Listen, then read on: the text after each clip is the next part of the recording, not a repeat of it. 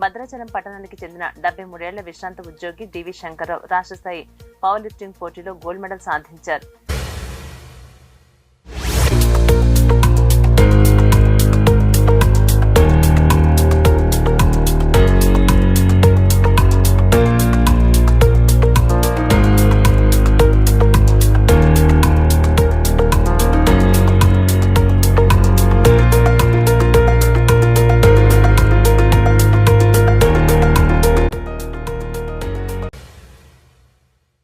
భద్రాచలం పట్టణానికి చెందిన 73 ఏళ్ల విశ్రాంత ఉద్యోగి డివి శంకర్రావు రాష్ట్ర స్థాయి పవర్ లిఫ్టింగ్ పోటీలో గోల్డ్ మెడల్ సాధించారు.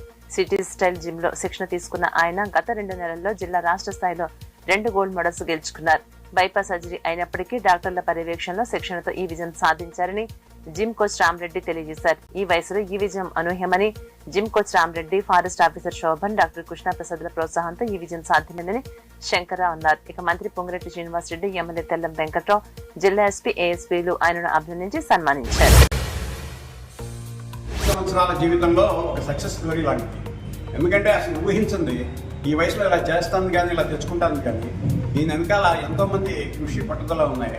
ముఖ్యంగా మా గురువు గారు రెడ్డి గారిది, దాని తర్వాత మిత్రులు శోభన్ నాయకుడి. ఎందుకంటే నన్ను ఇక్కడికి తీసుకొచ్చింది ఆయనే, ఇక్కడ పరిచయం చేసింది ఆయనే, ఎంకరేజ్ చేసి భుజం తగ్గింది ఫస్ట్ ఆయనే.